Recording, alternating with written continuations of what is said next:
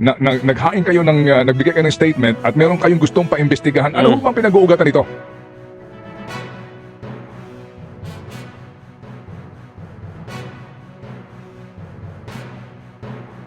Para magpatawag ng mga resource person na target nila na i-content, ikulong, na pipilayin nila ang social media, mga bossing. Yes, tama Para, para Tunay na balita, walang kinakampiyan, sumasalamin sa katotohanan lamang. Oh, what's up mga kayon? And welcome back pa rin syempre dito lang sa Joe Malone TV. Oh, matindi talaga itong susunod na topic natin, ha? Oh, magandang umaga sa inyong lahat. Today is January 3, Friday o Biyernes dito sa Pilipinas. Lahat kayo ay welcome dito sa Joe Malone TV para sa programa natin na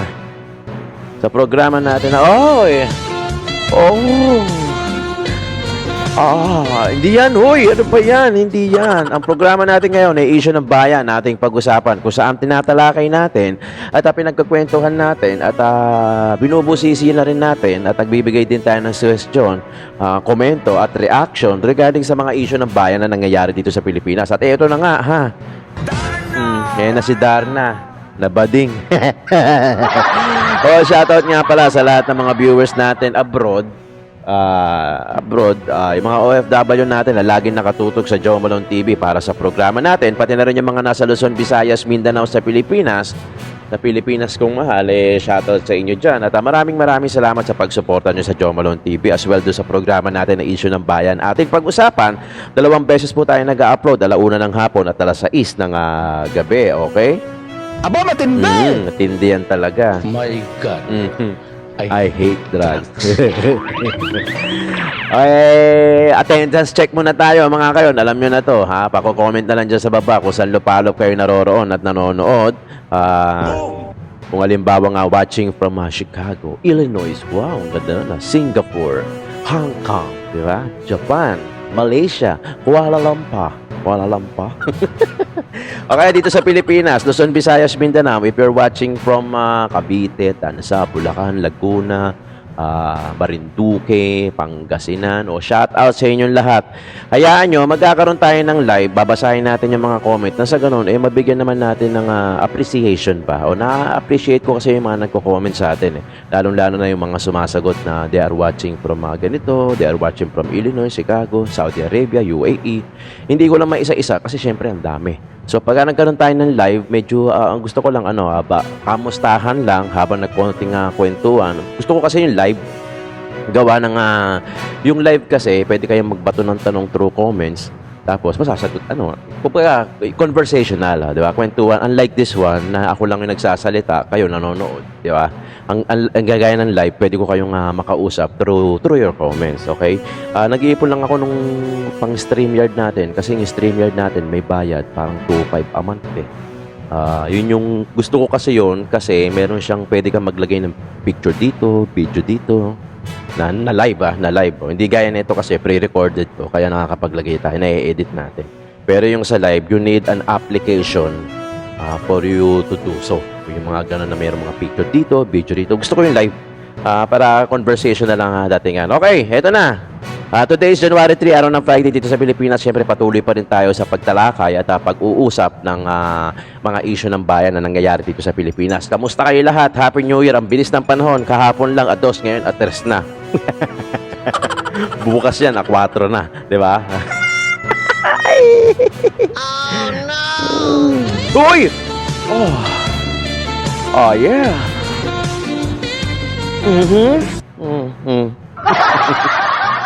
Hindi, pinapatawa ko lang kayo. Gusto ko meron tayong opening na ganun para bago tayo mabad trip dito.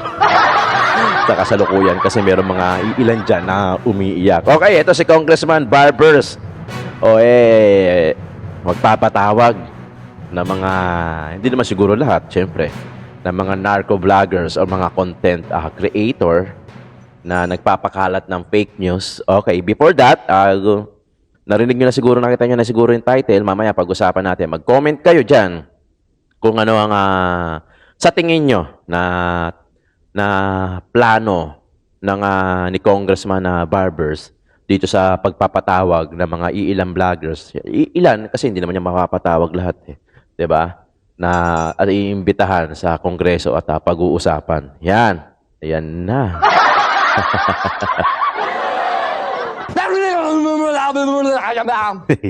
Ano kaya? Ay! Ano kaya? Ano?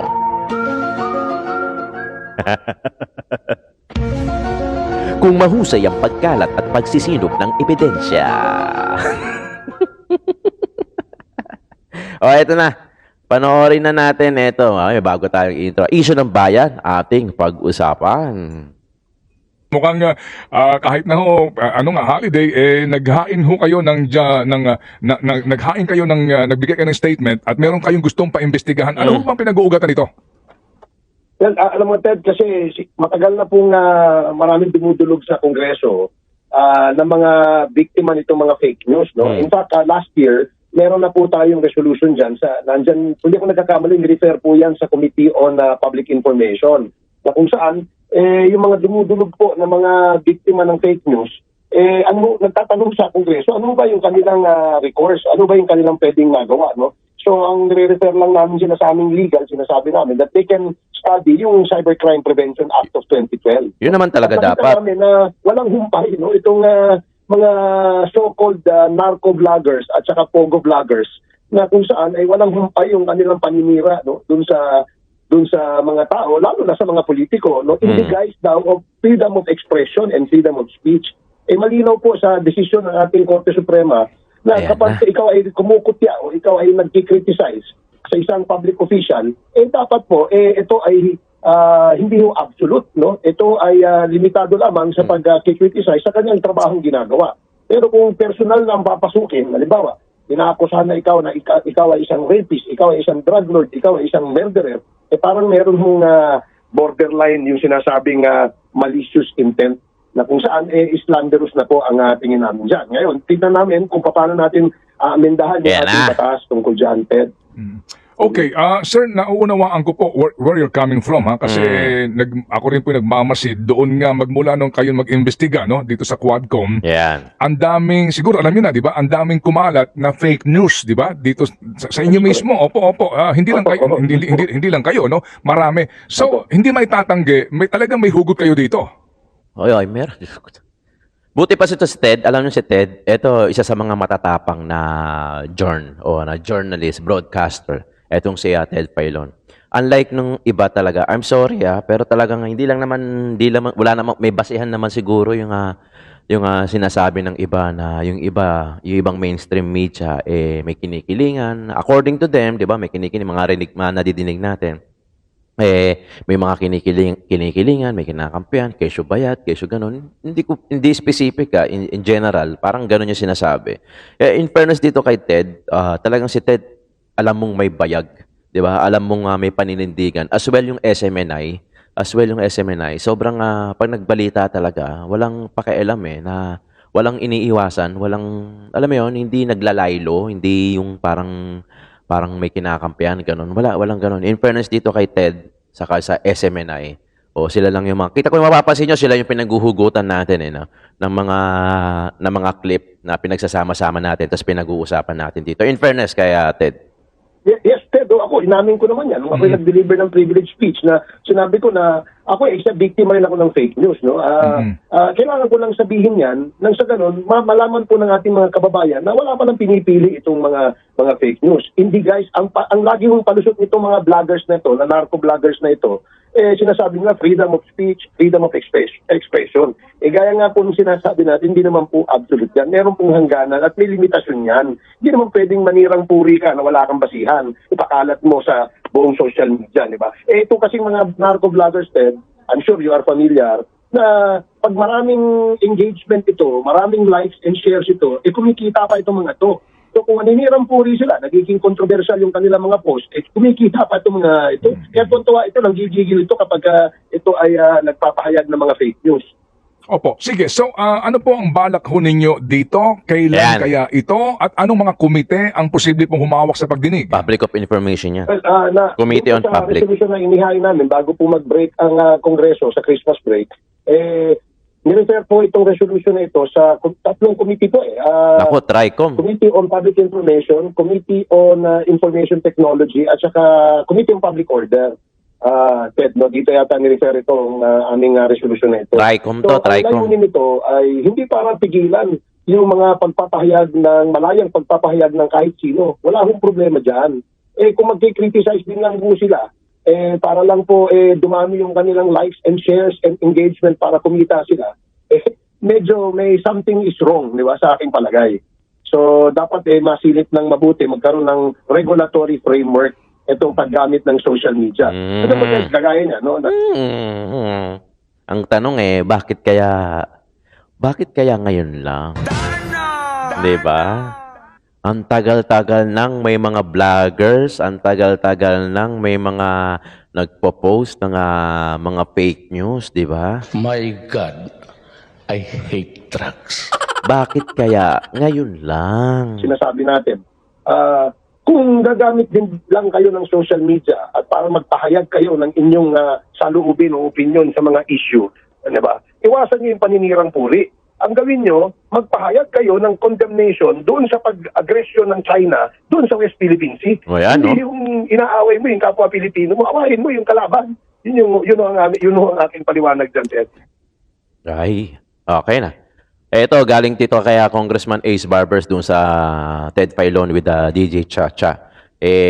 Mga kayo, tatanungin ko kayo, ano sa tingin niyo yung pahayag ni Congressman Ace Barbers doon sa papatawag ng mga vloggers, mga content creator, mga narco-vloggers sa TRICOM? So, tatlong komite ang hahawak na ito, as you heard naman, di ba?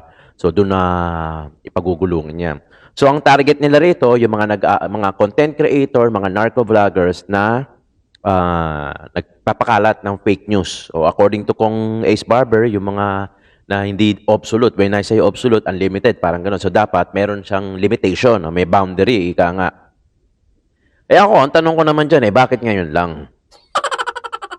Napaka-ironic naman yan, di ba? Napaka-ironic naman. Kung, bakit ngayon lang? Yung social media, talagang means yan ng, alam mo yon, kasi ang dami na kasing, hindi ako pabor sa fake news. Siyempre, mga fake news yan Talagang yung mga they are criticizing for the likes, for the views, di ba? Ika nga, na nakakapagpakalat na sila ng fake news, basta may like, engagement. Ang inyong lingkod naman, Jomalon TV naman, as far as I know, as far as I remember, my mind is concerned, alam ko naman, inline naman yung mga sinasabi natin doon sa mga topic natin. At reaction video lang naman to. Diba? Wala naman tayong ginagawa. So, hindi ako masyadong affected sa mga ganyan. Kasi, ang tatanong ko lang, bakit ngayon lang? Diba? Diba? Ang tagal nang may mga fake news. Ang tagal ng, kung talagang, halimbawa, si social media vloggers o si narco vloggers o kahit sino pa man content creator na talagang lumabag, idemanda nyo. Diba? Idemanda nyo. Kayo na nga nagsabi, di ba? Mapupunta sa cyber libel investigation yan. Di pagka napatunayan, di padala nyo ng subpoena. Idemanda nyo, di ba? Hindi na ako pabor doon sa iimbitahan pa sa TRICOM, sa House. Tapos anong gagawin? Gaya ng ginawa kila Alice Guo, kila Cassandra Leong. Di ba? Ang sagot dyan, yes or no. Di ba?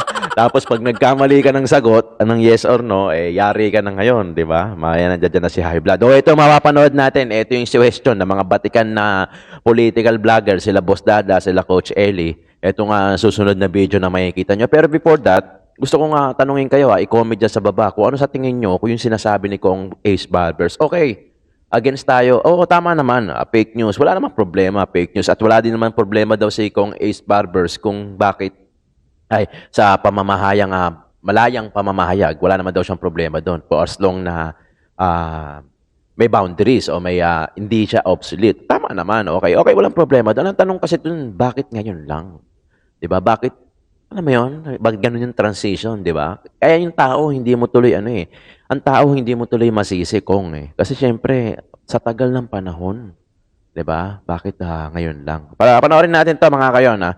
Ito sila, Boss Alam mo, Dada. sa malamang, weaponized na naman yan or baka ma-weaponize na naman yan para magpatawag ng mga resource person na target nila na i-content, ikulong dahil alam naman natin, malakas ang social media. Yes. Lalong-lalo na ngayong eleksyon. Dalawang presidente na ng Pilipinas ang inupo ng social media. Kaya pipilayin nila ang social media, mga bossing. Yes, tama para hindi makapangampanya si Pastor Apollo Kibuloy dahil alam nila na yung mga malalakas, yung mga gigil sa kanila, ang ikinakampanya yung mga matitino. Correct. O syempre. Kaya siguro pipilayin nila yung social media. Malakas kasi social media talaga sa totoo lang. Alam mo, kayo comment dyan sa baba. Comment dyan. Saan kayo nanonood? Sa mainstream media o sa mga social content creators, sa mga political vloggers? Can you just comment down sa baba kung saan kayo nanonood? Sigurado ako na isang malaking issue yan. Pag-burak na naman yan sa karapatan ng malayang pagpapahayag. Yung si Mr. High Blood. Naku, ituloy mo yan. Magpakulong ka pa ng maraming general. Sigawan mo mga general. Huwag mo nang pagtagalin. Kasi alam mo, marami na rin ako nababalitaan. Marami nang nagagalit. Kaya isigaw natin. Sigawan ng mga general. Ipakulong mo pa. Mr. High Blood. Go, go, go. Pero sa totoo lang, ito na nga, may mga bali-balita ka na nga na magpapatawag na raw ang Kongreso Yan. ng mga vloggers dahil daw nawawalan na daw ng tiwala yung mga tao sa mga institusyon ng gobyerno dahil daw sa mga malisyosong pagpo-post ng mga influencers sa lahat ng platform ng social media, either TikTok, Instagram, X, Facebook, YouTube. Yan na. Lahat yan. Sila daw ay i-investigate in aid of legislation. Yeah, Ewan ko kung anong i-legislate na naman nila. At ito, TRICOM ito. Tatlong committee daw. TRICOM, dati Quadcom. Ngayon TRICOM na. Tatlong committee yung magsasama-sama para daw dyan. Dahil daw marami daw ang dumudulog sa kanilang opisina na biktima daw ng fake news. Walang hiya. Kung ako ang congressman, may lumapit sa akin biktima ng fake news, o di-demanda mo, Yun. yun ang sagot nun eh. Bakit kailangan mag-inquire, magtayo na naman tayo ng panibagong inquiry na ang gastos-gastos para sa mamamayang Pilipino niyan dahil pera ng taong bayan ang gagamitin yan. Yun ang sinasabi nila. Meron tayong mga libel, meron tayong slander sa Pilipinas. Yes. So bakit hindi ninyo gamitin? Defamation. Di ba? May mga piskal. Yes, may piskal, mayroong RTC, may Supreme Court. Di gamitin ninyo. Correct. Malamang sa malamang, weaponized na naman yan or baka ma-weaponize na naman yan para magpatawag ng mga resource person na target nila na i-content, ikulong dahil alam naman natin, malakas ang social media. Lalo na Nadali mo. ngayong eleksyon. Dalawang presidente na ng Pilipinas ang inupo ng social media. Kaya pipilayin nila ang social media, mga bossing. Yes, tama para hindi makapangampanya si Pastor Apollo Kibuloy dahil alam nila na yung mga malalakas, yung mga gigil sa kanila, ang ikinakampanya yung mga matitino. Yun. O syempre. Kaya siguro pipilayin nila yung social media. Ang tawag dyan, ini-intimidate. No? Ini-intimidate because they have the powers eh. Yeah? Nakaupo sila eh.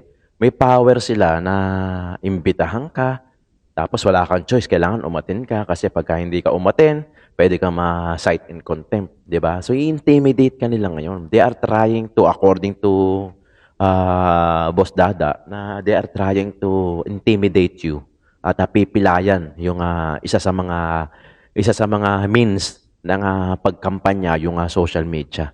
Lakas ng SOCMED eh. Mas marami na nagtitiwala sa SOCMED sa mga vloggers compared sa mga mainstream media, 'di ba? Alam na mga manonood diyan. Hindi naman tanga yung mga manonood natin, 'di ba? Hindi naman tanga yung mga viewers ng YouTube, kahit anong SOCMED man, 'di ba? Kasi nagsasawa na sila sa nararamdaman nila na yung iba bayad. Unlike kaming mga social media influencer, vloggers, ang boss namin, si YouTube lang, saka kayo manonood. Diba? Kaya nga nakikiusap kami lagi sa inyo na like and share, huwag kalimutan na huwag mag-skip ng ads, yung mga ganon. Kasi kayo yung boss namin. Kayo yung nagpapasahod sa amin. Sigurado ako na isang malaking issue yan. Pag-burak na naman yan sa karapatan ng malayang pagpapahayag. And I just hope na may mga grupo sa Pilipinas na as early as now, harangin na ito. Dapat may magpunta na sa Supreme Court. Mga abogado dyan na pwedeng maapektuhan din ito. Kailangan magpunta na sa Supreme Court para harangin na ito as early as now. Dahil sigurado ako, yung trend ng Quadcom, ng yung good government ni Chua, na walang ginawa kundi magpa-contempt ng magpa-contempt. Lahat ng mga tinanong nila na sumagot naman na maayos pero hindi pabor hindi sila pabor. Hindi tinanggap. Sigurado mapupuno ng mga DDS vloggers, yung piitan diyan sa Kongreso, mga Sarap partners. pumunta dyan, no? Okay, correct ka dyan ha, partner, no? Kasi ito alam ko ito ginagawa lang nila ito para manakot na naman. Pero ito tatandaan ninyo, kami mga vlogger, bago kami pumasok sa larangan ng pagbablog, alam na namin kung ano magiging consequence. Pero sana naman, lumaban kayo ng batas. Yun. Huwag yung dadaanin sa inyong kapangyarihan. Dahil itong mga Intimidation. nangyari, Yes. mga partners, noong nakarawang taon, ay nangyayari lang naman ito dahil sa kanilang kaganiran sa kapangyarihan. Dahil sa sobrang ganit din sa kapangyarihan at gusto nilang manatili diyan sa kanilang pwesto, hindi nila nakakapag-isip ng matino, kaya nakakagawa sila ng mga bagay-bagay na hindi nila napapansin, Na na hindi- kinasisira na pala ng tao, kinasisira ng bansa, at kinasisira nila mismo. Na hindi At na dahil pag-iisipan dyan, imbis maigi. na, partner, imbis na mahalin sila ng tao, suportahan sila ng tao, Yan. lalo silang kinamumuhian. At yung mga Totoo. tao na kanilang binabanatan, yung kanilang ginigipit, ay yun ang umaangat. Di ba?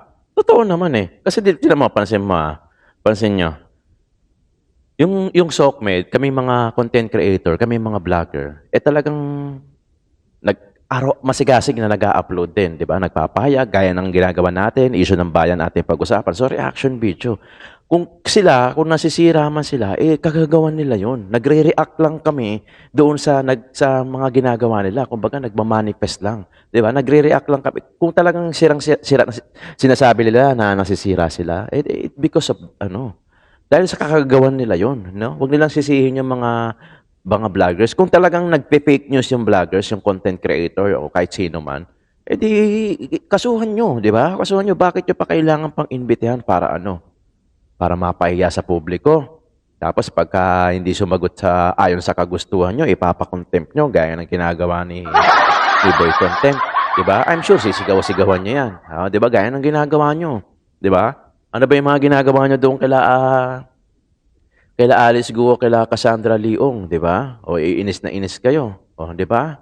Samantalang, di ba, nakakaano lang, no? Parang pinag-iinitan ngayon yung mga vloggers, yung mga social media. Okay, walang problema. Yung mga fake news, yung mga nagpapakalat, may mga, totoo naman, may mga content creator na may mga vloggers na talaga nagpapakalat ng fake news. At yung iba naman dyan, talaga, bayad. Di ba? Ako lagi ko sinasabi yan, no? Kay Isko Moreno, hindi kami bayad. Kaya BP Sara Inday Duterte, hindi kami bayad. Ang nagbabayad sa amin, si YouTube, sa pamamagitan nyo. 'Di ba? Kaya lagi ko sinasabi, like and share, pakalat, manood kayo, wag mag-skip ng ads kasi kayo yung nagpapasahod sa amin. 'Di ba? Hindi politiko nagpapasahod sa akin. Okay, I don't know sa iba. Pero sa akin, wala akong, 'di ba, naglagay pa nga ako ng GCash diyan, no? Tinanggal ko na kasi wala naman nagpapadala. Hindi, okay lang 'yun, walang problema kasi hindi naman pilitan 'yon, and at the same time, sabi ko, okay na. Views na lang. Kaya ako, nakikiusap ako na paki-like and share. Laking tulong yun eh. Huwag mang-skip ng ads. Okay na ako doon. Laking tulong yun na sa akin yun. Ngayon, kung mag-share kayo ng blessing nyo, di mas okay. Nandiyan naman yung email natin sa description. Naka-segue pa ng ganun. Hindi. Ano kasi yan eh. Walang problema doon sa mga fake news. I-demanda nyo. Di ba? I-demanda nyo. Kaya nga tayo may cyber libel eh. Cyber libel crime division, no, 'di ba? Meron kasi yan eh. Sa bawat kapulisan, sa pagkakaalam ko meron silang nakatalaga for cybercrime. Kasi dati meron na akong diyan eh. Meron na akong dinemanda diyan dati nung nasa clearing operation ako. Ang sabi sa akin, sasaksakin daw niya ako sa Blumentritt pag nakita niya ako. So, tinagtanong ako sa kapulisan sa District 3. Sinabi nga na ipapasa daw nila sa Cybercrime Division.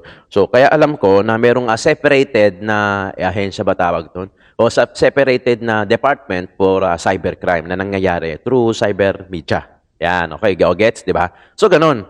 Kung talagang maraming nagrereklamo daw at tri-committee pa nga, yung maghahawak, 3 committee, i-demanda nyo. Ba't kailangan pang Bakit kailangan pang papuntahin sa house para 'Di ba? Kasi ipapublic, 'di ba? O tapos ang sagot, yes or no na naman. 'Di ba? Yes or no. Pero may mga tanong kasi na kailangan ng paliwanag, hindi lang basta yes or no 'di ba? Alam natin 'yan. They are not answerable by yes or no, 'di ba? They have to explain, no? Para maging kung karapat-dapat ba siya na yes or no. 'Di ba? Ako ang tingin ko diyan, they are trying to intimidate some vloggers, no? Kasi gaya nyo iba dyan, lalo-lalo na yung iba dyan sigurado, napapaisip na yan. Diba? Yun eh. Yun ang doon talaga. Yun ang tingin namin dyan, mga na. Pero okay lang, sige, kung kailangan imbitahan, o di imbitahan nyo. Pero dapat yung sinasabi niyong limitation, gaya na sinasabi ni Kong Barbers, dapat sa pagtatanong niyo din. 'Di ba? Hindi yung gaya ng tanong na ginagawa niyo kila Alice Guo, kila Cassandra Leong. 'Di ba? Napapanood naman natin yan. Nasubaybayan ko yan. To tell you honestly, isa nga ako sa mga nag-upload ng kay Alice Guo noong nung bago pa lang yung Pogo na yan. Isa ako sa mga nag-upload nung kay Alice Guo. Nasubaybayan ko in short. Kaya alam ko yung istorya. Alam ko na kung kailan siya kung ano yung gumulong sa Senado, naimbitahan siya, sa House, naimbitahan, tapos balik na naman sa Senado, nakatakas siya, tapos nakuha siya. Nasubaybayan ko yun, pati yung kay Cassandra Leong, kahit tignan nyo sa video natin, saka sa TikTok ko. Di ba? Tingin ko tama rito si Boss Dada. Di ba? Na kung talagang lumabag man si content creator, demanda nyo. Wala namang problema dyan di ba? Bakit nyo pa kailangan pang imbitahan? Di ba? Para ano? Di ba? Ito sabi nga ni gustong pilayan ng social media. Kasi ang lakas ng social media To tell you honestly, ang lakas ng social media. Maraming viewers, audiences na mas may tiwala na doon sa mga political vloggers, sa mga vloggers kaysa sa mainstream media. Mas nanonood na sila sa amin kasi no cut no edit, 'di ba? Sa kanila concise, 'di ba? Minsan na-edit nila hindi natin alam, may mga kumakalat pa nga diyan na kesyo bayaran sila, bakit yung iba hindi binabalita, bakit yung hindi binabalita sa mainstream media pero sa amin naibabalita namin, 'di ba? Kaya nga sabi ko, ang pangarap ko talaga dito sa Joe Malone TV maging ano rin maging parang SMNI, yung group, 'di ba? Hindi ko naman kaya mag-isa 'to Kumbaga may reporter ako sa labas, may nagre-react ako, tapos meron akong lumalakad sa labas na kunyari yung mga iba pang kaganapan, 'di ba? Kasi hindi mo naman kakayanan talaga na mag-isa, wala namang ganoon Even GMA, even ABS-CBN, hindi naman they cannot stand alone 'di ba? They should have more people, manpower para ganun din ang plano ko rito. Sana, 'di ba? Sa pamamagitan niyo, tulungan niyo ako. Huwag kayong mag-skip ng ads, napaka-importante 'yon para kahit papaano dumagdag yung revenue. Kasi pagka nag-skip ka ng ads, may revenue din naman, may kita rin naman kaso maliit na percentage lang. Unlike doon sa talagang tinatapos kasi yung iba diyan mahaba yung ads. Kaya nga lagi ko sinasabi sa inyo mga kayon, kung marami kang oras, naglilinis ka ng bahay, lalo na ngayon, nagluluto ka, buksan nyo na lang yung TV, paki-play on na lang, punta kayo sa channel ko, paki-play on nyo na lang yung mga videos natin. Tapos hayaan nyo lang siya mag-run.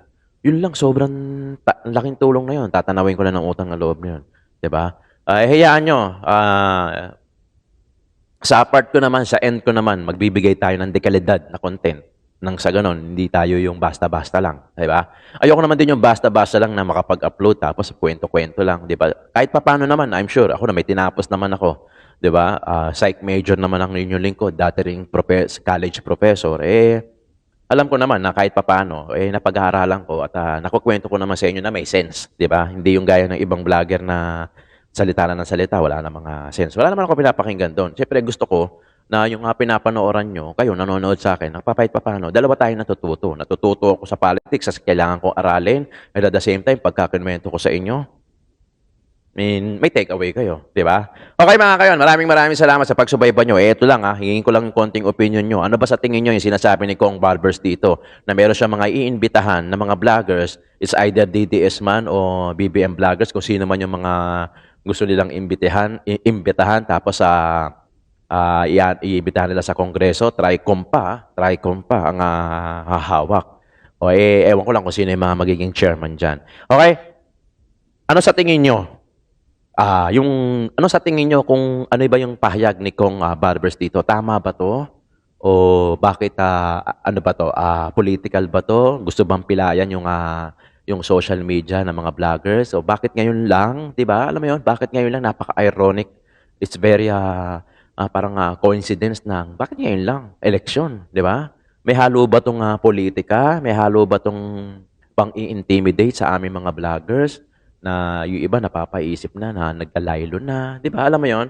Paki-comment na dyan sa baba as well as yung kung saan kayong lupalop naroon at nanonood. Maraming salamat. Sobrang thank you sa panonood nyo, sa pagsubaybay nyo kung umabot man kayo rito sa dulo ng video natin. Sobrang pasalamat ang Joe Malone TV. Maraming salamat. Thank you so much. Meron tayong isa pang channel dyan, Batang Maynila, Batang Pandagu. binaligtad ko lang yung Dagupan. Nandoon naman yung mga kwentong Maynila, mga reaction natin sa Maynila. Maraming salamat. Paki-subscribe na lang. Thank you so much mga kayon. Happy New Year ulit.